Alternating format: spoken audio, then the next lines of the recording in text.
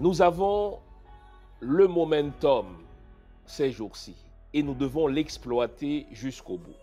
Les journalistes d'enquête ont révélé comment la France a choisi d'enchaîner le peuple haïtien, d'handicaper le développement d'Haïti par une extorsion de 150 millions de francs d'alors, faisant obligation à Haïti non seulement de payer cette somme, mais d'emprunter auprès des banques françaises pour pouvoir non seulement payer un montant que nous ne devions pas payer, mais emprunter aux banques françaises pour payer l'État français. C'est ce qu'on appelle la double dette.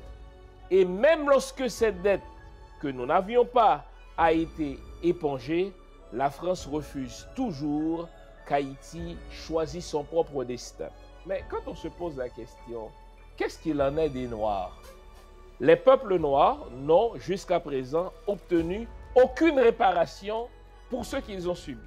C'est comme si, selon la formule ô combien adéquate de Frantz Fanon, on nous a considérés, nous sommes toujours considérés comme les damnés de la terre, des moins que rien, en sorte que pendant qu'on essaie de réparer les torts subis par les autres peuples, aux Noirs, on ne donne rien. Non seulement ne nous donne rien, mais on se moque de nous. Exemple.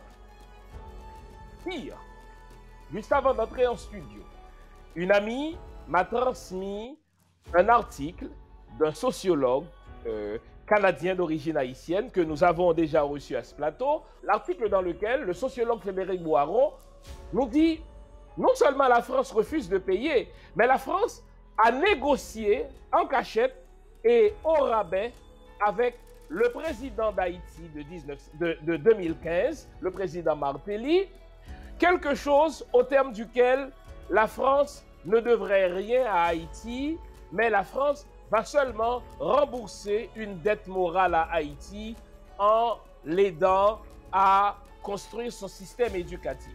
La France semble être ébranlée par cette série d'articles. À preuve, à Port-au-Prince, cette semaine, le Nouvelliste, qui est un journal très pro-communauté internationale, a annoncé la visite de l'ambassadeur de la France à Port-au-Prince dans les locaux d'un hôpital construit par la Fondation Jean-Bertrand Aristide. Quand on fait de l'analyse politique, le timing et le framing sont toujours importants.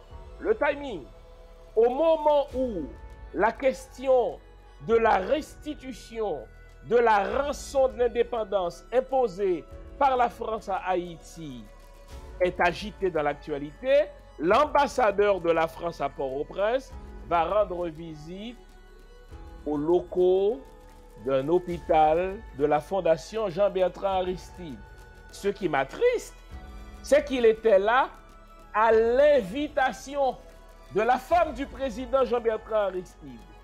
Et l'ambassadeur de France l'a souligné, nous sommes là à l'instigation de l'épouse du président. Et il ajoute, comble d'insulte, il y aura moyen pour nous de coopérer. Ce qu'il faut comprendre de cela, c'est que la France, comme toujours, cherche à corrompre les dirigeants haïtiens.